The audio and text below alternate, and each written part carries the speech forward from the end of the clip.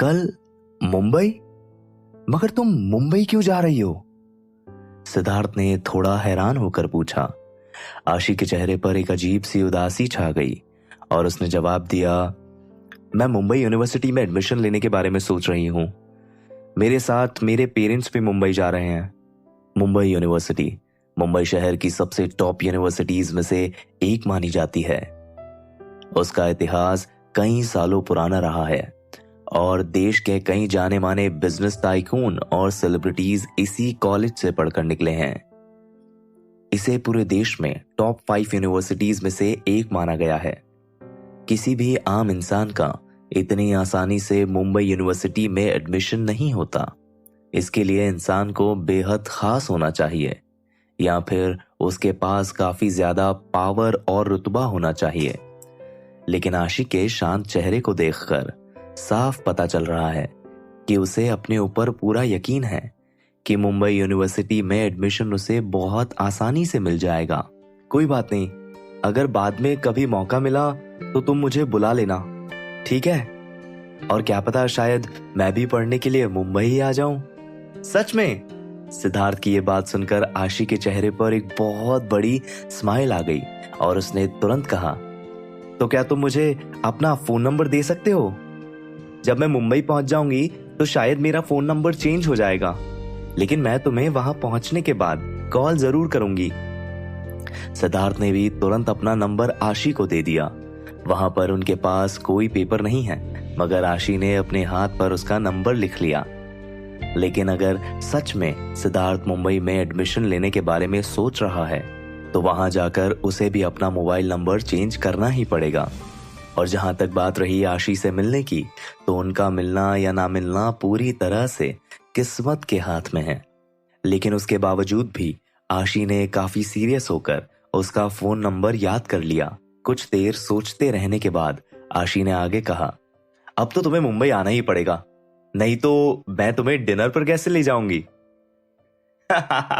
ठीक है, मैं प्रॉमिस करता हूं कि मैं मुंबई जरूर आऊंगा। सिद्धार्थ ने धीरे से अपना सिर हिलाकर जवाब दिया। सिद्धार्थ की आंखों में कॉन्फिडेंस देखकर आशी को काफी अच्छा लग रहा है। उस वक्त उसे ऐसा लगा जैसे सिद्धार्थ की आंखें आसमान में चमकते हुए तारों से भी कहीं ज्यादा क्रिस्टल क्लियर हैं। अचानक से उसे ऐसा लगा जैसे सिद्धार्थ पहले से कहीं ज्यादा कॉन्फिडेंट नजर आने लगा है। उसकी हर एक हरकत पहले से कहीं ज्यादा बेहतर हो चुकी है। उसके चलने से लेकर उसके बोलने का ढंग और उसके बात करने का तरीका भी काफी हद तक बदल चुका है। अब उसे देखकर कहीं से भी ये नहीं लगता कि वो वही पहले वाला सिद्धार्थ है। ये सोचते सोचते आशी के दिल की धड़कनें अपने आप ही काफी ज्यादा बढ़ गई। कुछ देर की खामोशी के बाद आशी ने अचानक से सिद्धार्थ की तरफ देखकर पूछा, सिद्धार्थ, आज तुम्हें जानवी ने रिजेक्ट कर दिया, क्या तुम्हें इस बात का बुरा लगा? आशी का ये सवाल सुनकर सिद्धार्थ का ध्यान अपने आप आशी की ओर चला गया और फिर सिद्धार्थ ने कुछ सोचकर गीली मिट्टी में लकड़ी से कुछ आकृतियां बनाते हुए बोला, नहीं, मुझे इतना बुरा नहीं लगा। फिर कुछ देर की खामोशी के बाद सिद्धार्थ ने आगे कहा, सच कहूं तो मुझे पहले से ही पता था कि जानवी कभी भी मुझे एक्सेप्ट नहीं करेगी। जब मैंने सब लोगों के सामने अपने दिल की बात कहने की हिम्मत की तो मुझे रिजेक्ट होने का कोई डर नहीं था। आशी ने बहुत ध्यान से सिद्धार्थ के चेहरे की तरफ देखा।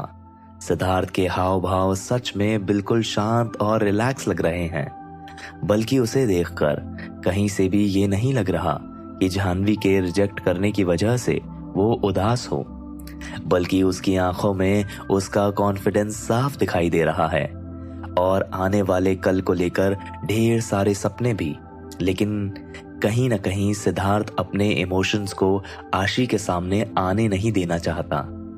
तभी आशी ने एक गहरी सांस ली। उसे सिद्धार्थ के लिए बेहद बुरा लग रहा है। अगर देखा जाए तो सिद्धार्थ के परिवार के बैकग्राउंड और उसकी पढ़ाई को छोड़कर उसके अंदर कोई कमी नहीं है, बल्कि वो एक बेहद अच्छा इंसान है जिसने हमेशा स्कूल में सब लोगों की मदद की है और सब लोगों से अच्छे से बात की है। लेकिन इसके साथ साथ आशी जाह्नवी के फैसले के पीछे रही वजह को भी समझ रही है। आगे चलकर उन लोगों की जिंदगी में क्या होने वाला है ये किसी को भी नहीं पता। वैसे भी स्कूल और कॉलेज में ज्यादातर रिलेशनशिप खत्म ही हो जाते हैं और कोई भी प्यार जैसे रिश्ते को संभाल नहीं पाता। लेकिन इसके बावजूद भी उसके पास काफी सारी वजह है। वो दोनों काफी अलग बैकग्राउंड से जो आते हैं। आज के जमाने में लोग पहले से ही काफी ज्यादा मॉडर्न हो गए हैं और अपने परिवार से कम रिश्ते रखना चाहते हैं। मगर सब लोगों के सामने ऐसे कई किस्से रहे हैं जहां पर दो अलग अलग फैमिली बैकग्राउंड से आने वाले लोगों के रिश्ते हमेशा काफी गलत मोड़ पर आकर खत्म हुए हैं। सिर्फ इतना ही नहीं, जाह्नवी इस वक्त रोहित कपूर जैसी बड़ी हस्ती से अपनी ट्रेनिंग लेने वाली है, जबकि सिद्धार्थ के बारे में ये भी नहीं कहा जा सकता कि उसे कॉलेज में एडमिशन मिलेगा या नहीं मिलेगा। अगर जाह्नवी इसी तरह से आगे बढ़ती रही तो एक दिन वो अपनी जिंदगी में एक बहुत बड़ा नाम बनाकर लोगों के सामने जरूर आएगी। वहीं दूसरी तरफ अगर सिद्धार्थ की बात की जाए तो हो सकता है कि वो बहुत मेहनत करके अपनी जिंदगी में एक अच्छा मुकाम हासिल भी कर ले। लेकिन अगर कोई चमत्कार नहीं होता तो शायद वो कभी इतनी ऊंचाई पर नहीं पहुंच सकता जहां पर इस वक्त जाह्नवी है। जैसे ही सिद्धार्थ ने सब लोगों के सामने अपने दिल की बात कही तो उसी वक्त सब समझ चुके थे कि उन दोनों के बीच आगे चलकर क्या होने वाला है। ये सोचकर आशी को भी काफी बुरा लग रहा है। वैसे ये सिद्धार्थ, एक बात कहूं, तुम गाते बड़ा अच्छा हो। तुमने आज जो मेरे साथ गाना गाया था वो सच में काफी अच्छा था। तुम्हारी आवाज में कोई तो बात है जो शायद हर किसी में नहीं होती। लेकिन उसने बात बदलते हुए सिद्धार्थ के गाने का टॉपिक छेड़ दिया, क्योंकि आशी को भी ये गाना बेहद पसंद आया था। ये सुनकर सिद्धार्थ ने मुस्कुराकर जवाब दिया, थैंक यू सो मच, मुझे भी ये गाना बहुत अच्छा लगता है। तभी अचानक से आशी ने बहुत सीरियस होकर सिद्धार्थ की तरफ गौर से देखकर कहा, सिद्धार्थ, क्या तुमने ही तो वो ओरिजिनल सॉन्ग भी तो नहीं गाया था?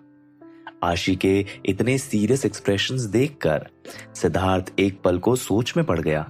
वो जानता है कि आशी भरोसे के लायक है और शायद वो उसे सच बता सकता है। लेकिन उसके रिएक्शन के बारे में सोचकर सिद्धार्थ ने फैसला लिया कि अभी उसे सच बताने का वक्त नहीं आया है। उसने आशी से आंखें चुराते हुए जवाब दिया, नहीं। सिद्धार्थ का जवाब सुनकर आशी के चेहरे पर एक उदासी सी छा गई। अगर वो गाना सच में सिद्धार्थ ने गाया और रिक्रिएट किया होता तो इससे अच्छी बात और कोई हो ही नहीं सकती थी। कुछ देर के बाद उनके कपड़े भी तेज हवाओं के बहने से सूख गए और उन्होंने तुरंत अपने कपड़े भी पहन लिए। उसी दौरान नदी के दूसरे छोर से काफी सारी लाइटें दिखाई देने लगी। थोड़ी देर के बाद उन्होंने देखा कि दो नाव उनकी तरफ ही बढ़ती चली आ रही है और लोग दूर से ही चिल्ला चिल्ला कर उनका नाम पुकार रहे हैं, सिद्धार्थ, आशी, आशी, सिद्धार्थ। वो आवाजें सुनकर सिद्धार्थ ने बहुत ध्यान से देखा तो उसे पता चला कि दरअसल वो लोग उनके फ्रेंड्स ही हैं जो एक नाव पर बैठकर उन्हें ढूंढने के लिए यहां तक पहुंच गए हैं। सिद्धार्थ और आशी ने भी तुरंत जलती हुई एक लकड़ी ऊपर उठाकर उन्हें इशारा किया और चिल्लाते हुए मदद मांगी। उन्हें देखकर वो सब लोग और तेजी से नाव लेकर उनकी तरफ बढ़ने लगे। उस नाव के किनारे पर कुछ लोग खड़े हैं। चिराग और गौतम सबसे आगे उन्हीं को ढूंढते हुए नाव पर खड़े हैं। वो दोनों आशी और सिद्धार्थ को देखकर खुशी से फूले नहीं समाये। उन्हें सच में यही लग रहा था कि सिद्धार्थ और आशी किसी बड़ी मुसीबत में हैं, मगर उन्होंने ये नहीं सोचा था कि वो दोनों उन्हें नदी के किनारे इस हालत में मिलेंगे। ये उनके लिए सच में बेहद खुशी की बात है। नावों के रुकते ही सब लोग कूद कर नाव से उतरे और उन्होंने तुरंत सिद्धार्थ और आशी को गले से लगा लिया। वो बार बार उन दोनों से यही पूछ रहे हैं कि उनके साथ क्या हुआ था। आशी ने सिद्धार्थ की तरफ देखा और शर्माते हुए जवाब दिया, आज सिद्धार्थ ने मेरी जान बचाई। अगर वो नहीं होता तो शायद आज मैं नदी के बहाव में बह गई होती। और यहाँ पर सही सलामत नहीं खड़ी होती। आशी का जवाब सुनकर सब लोग हैरानी से सिद्धार्थ की तरफ देखने लगे। उन्हें अपने कानों पर यकीन नहीं हो रहा था कि सिद्धार्थ ने इतने आंधी तूफान में आशी की जान बचाई। गौतम ने सिद्धार्थ के कंधे पर हाथ रखा और काफी प्राउड फील करते हुए एक्साइटेड होकर कहा, सिद्धार्थ, तू तो बड़ा डेयरिंग बंदा निकला यार। तूने तो हमारी हीरोइन की जान बचा ली। तू तो सच में किसी हीरो से कम नहीं है। उसके दिमाग में वो नजारा अभी भी घूम रहा है जब सिद्धार्थ बिना कुछ सोचे समझे तेज बहती हुई नदी में कूद पड़ा था और सब लोगों को उस वक्त यही लग रहा था कि शायद सिद्धार्थ भी आशी के साथ डूब जाएगा, मगर उन्होंने ये नहीं सोचा था कि सिद्धार्थ अपनी जान पर खेलकर आशी को भी बचा लेगा। आज वो दोनों उनके सामने सही सलामत खड़े हैं। ये सचमुच किसी चमत्कार से कम नहीं है। इस वक्त आशी को बहुत सारी लड़कियों ने घेरा हुआ है। बेशक अभी अभी उनके साथ बहुत कुछ हुआ था, मगर इसके बावजूद भी आखिर में वो सब पूरी तरह से सेफ हैं। उन सब लोगों के मन में छुपा हुआ डर अब पूरी तरह से जैसे गायब हो चुका है। इतना सब कुछ होने के बाद किसी को भी आगे पार्टी करने का मूड नहीं है, इसीलिए उन सब लोगों ने एक दूसरे को बाय बोला और सब अपने अपने घर को निकल गए। सिद्धार्थ घर जाने के बाद कुछ देर आराम करने लगा और आज जो कुछ भी हुआ था उसके बारे में सोचने लगा। आज एक तरफ उसने अपने बचपन की दोस्त जानवी को बताया कि वो उसे पसंद करता है, वहीं दूसरी तरफ उसने आशी की जान भी बचाई। ये सब मेरे साथ क्या हो रहा है? पिछले कुछ दिनों में सिद्धार्थ को ऐसा लग रहा है जैसे उसकी जिंदगी पूरी तरह से बदल गई हो। फेयरवेल के कुछ दिनों के बाद सिद्धार्थ का बोर्ड एग्जाम भी हो गया और सिद्धार्थ अच्छे मार्क्स के साथ अपने बोर्ड एग्जाम्स में पास हो गया। वहीं बोर्ड एग्जाम्स में पास होने के बाद अब उसके पास कुछ सोचने का वक्त नहीं बचा, क्योंकि अब बहुत जल्द ही उसके कॉलेज एंट्रेंस के एग्जाम का दिन भी पास आने वाला है, जिसके बारे में सोच सोचकर सिद्धार्थ का मन थोड़ा नर्वस हुआ जा रहा है। कॉलेज एंट्रेंस एग्जाम वाले दिन देखते ही देखते वो दिन भी आ गया जिसका सिद्धार्थ को काफी टाइम से इंतजार है। सुबह और दिन के मुकाबले और जल्दी उठकर सिद्धार्थ जल्दी जल्दी तैयार होकर कॉलेज जाने वाली बस में बैठ जाता है और उसने बस में बैठते ही देखा कि बस के अंदर और भी बहुत सारे बच्चे हैं जो उसी की तरह एग्जाम देने के लिए निकले हुए हैं, मगर सिद्धार्थ से अलग वो बच्चे पूरी तरह से किताबों में डूबे हुए हैं और अपना एक एक मिनट पढ़ाई के बीच काफी ध्यान लगा रहे हैं। वहीं सिद्धार्थ आराम से बस की पिछली सीट पर बैठ गया और उसने अपनी आंखें बंद कर ली। उसकी आंख लगे अभी कुछ ही देर हुई होती है कि तभी अचानक से एक झटके में उसकी बस एक पेड़ से जा टकराई और एक जोर का झटका खाकर रुक गई। बस का झटका लगने के बाद सिद्धार्थ ने जल्दी से अपनी आंखें खोलकर सामने देखा तो इस बस के बीचों बीच एक गुंडे जैसा दिखने वाला आदमी अपने हाथ में एक तेज धार चाकू लिए गुस्से में खड़ा है। उस आदमी की आंखों में अजीब सा पागलपन दिखाई दे रहा है, जैसे कि गुस्सा उसकी नाक पर हो, और अगले ही पल उसने जोर से चिल्लाते हुए कहा, ये दुनिया, तुम सब लोगों ने मेरे साथ बहुत गलत किया है और अब मैं तुम सब से अपना बदला लेकर ही रहूंगा। किसी को नहीं छोड़ूंगा मैं। तुम सबकी मौत मेरे हाथों लिखी है। तो कौन है ये गुंडे जैसा दिखने वाला आदमी और आखिर वो क्यों कर रहा है ऐसा? क्या सिद्धार्थ अपना एंट्रेंस एग्जाम इस आदमी की वजह से नहीं दे पाएगा? इस आदमी की वजह से नहीं दे पाएगा? क्या होगा आगे इस कहानी में? जानने के लिए सुनते रहिए तू मेरा हीरो नंबर 0, सिर्फ पॉकेट एफएम पर।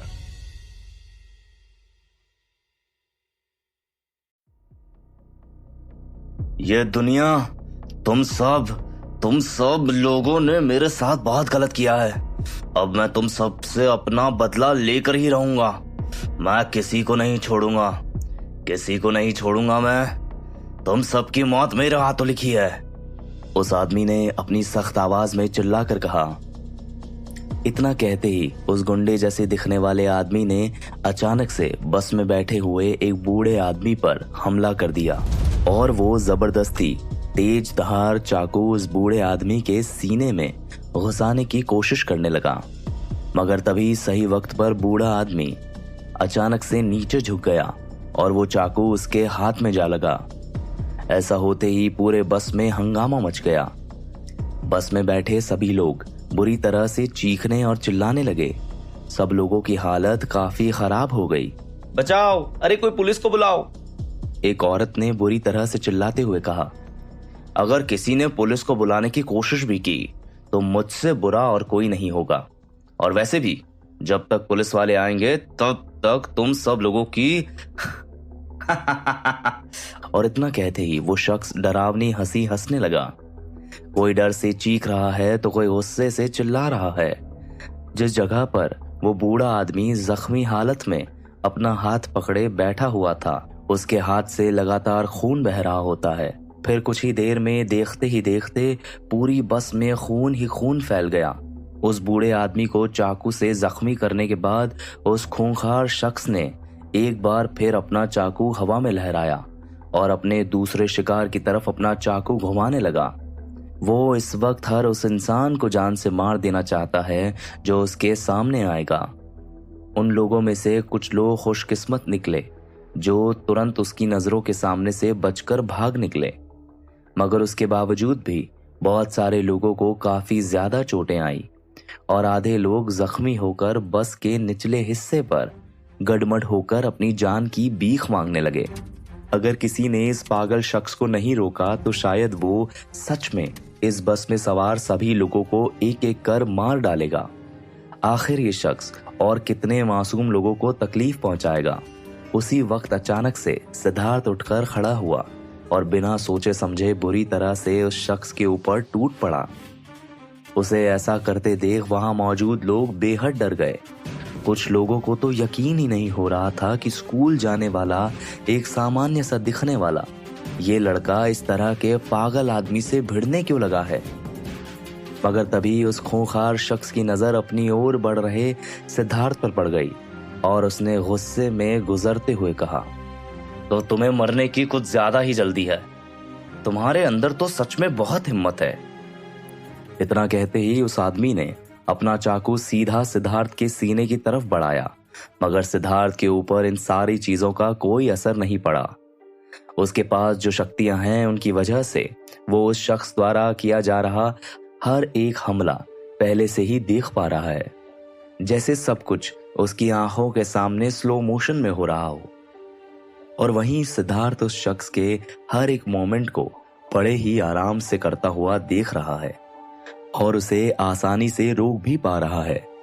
तभी पलक झपकते ही सिद्धार्थ ने उस शख्स को एक जोरदार धक्का दिया और जल्दी से उसके हाथ से वो चाकू छीन लिया।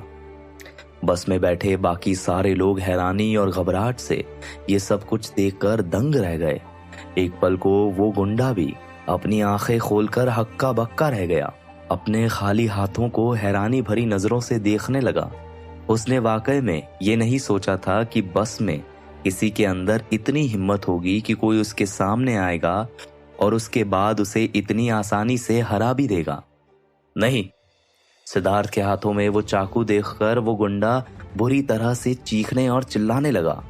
उसकी आंखों में डर साफ झलक रहा है। मेरे करीब मत आना। अगर तुम मेरे पास भी आए तो मैं अपनी जान ले लूंगा और उसके बाद मेरे खून का सारा इल्जाम तुम पर ही आएगा, तो दूर रहो मुझसे। उस शख्स की ये बात सुनकर बस में बैठे बाकी सभी लोगों को समझ में नहीं आ रहा होता कि अब आगे क्या होने वाला है। क्या सामान्य सा दिखने वाला लड़का जीत जाएगा या फिर वो सभी लोग आज इसी बस में मारे जाएंगे। वहीं सिद्धार्थ को उस शख्स की बातें काफी ज्यादा मजाकिया लग रही हैं। उसने धीरे से हंसते हुए उस शख्स से कहा, क्या तुम सच में अपने आप को चोट पहुंचाओगे? तभी उस शख्स ने गीदड़ भभकी देते हुए कहा, मेरे पास एक और चाकू है। और इतना कहते ही उस शख्स ने अपने शर्ट की जेब पर हाथ रख दिया। मगर सिद्धार्थ जानता है कि वो साफ झूठ बोल रहा है और उसके पास और कोई दूसरा चाकू नहीं है। सिद्धार्थ ने उसी वक्त उस शख्स के डर का फायदा उठाते हुए उस पर जल्दी से हमला कर दिया और उस गुंडे का हाथ कसकर पकड़ा और उसी वक्त उसे समझ में आ गया कि शायद वो अपने आप को ही गलत समझ रहा था, क्योंकि वो गुंडा भी किसी से कम नहीं है। वहीं सिद्धार्थ के अंदर ही अंदर एक अलग तरह की जंग चल रही होती है। पिछले कुछ दिनों के दौरान वो शायद यही सोचता रहा कि शायद उसके अंदर 3 से 5 लोगों की ताकत आ चुकी है, मगर आज उसे ऐसा लग रहा है कि उसे अपनी फिजिकल पावर में और ज्यादा मेहनत करने की जरूरत है। मगर इसके बावजूद भी सिद्धार्थ बिल्कुल भी डर नहीं रहा, बल्कि उसके अंदर का एक्साइटमेंट और भी ज्यादा बढ़ चुका है।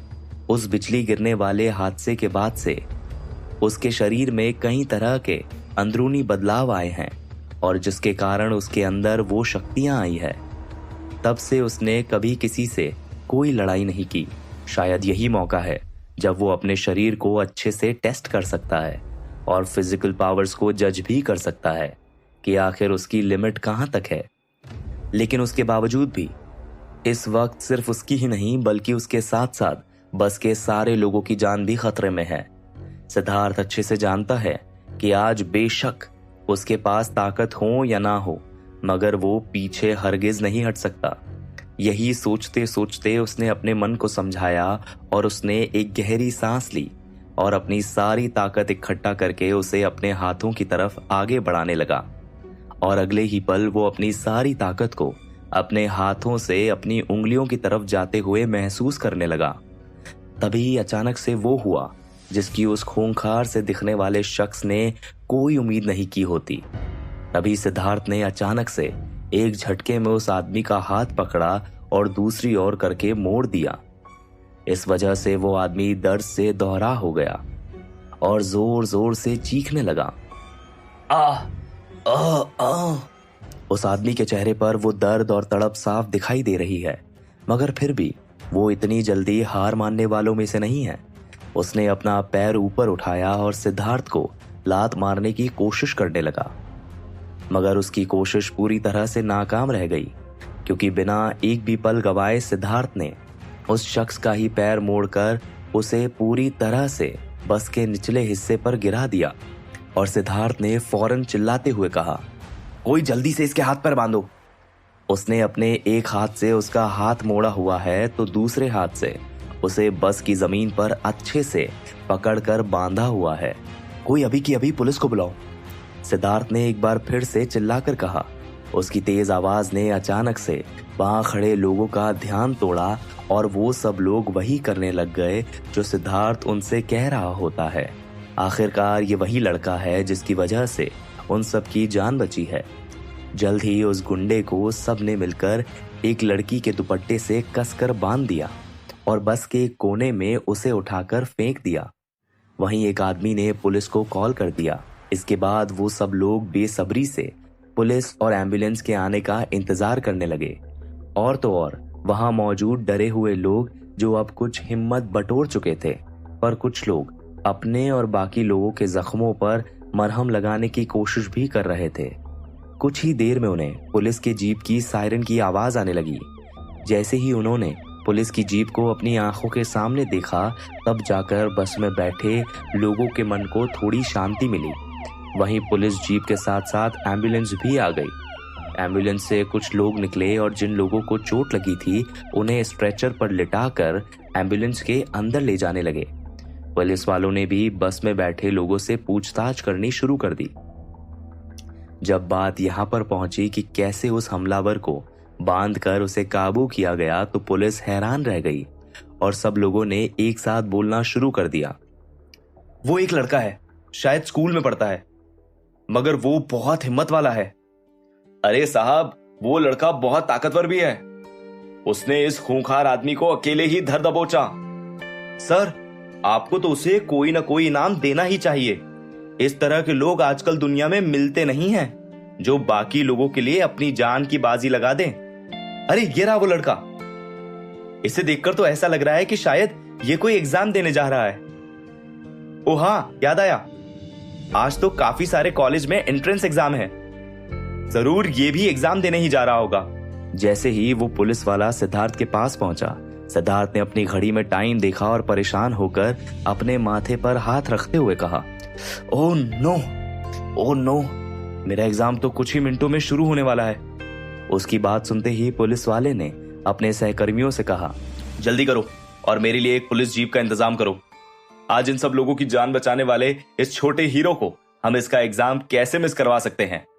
अपने सीनियर की बात मानते हुए उस पुलिस ऑफिसर ने अपनी कार निकाली और जल्द ही सिद्धार्थ पुलिस की जीप में बैठा हुआ है और वो जीप सायरन बजाती हुई काफी तेज रफ्तार में सड़कों पर दौड़ने लगी।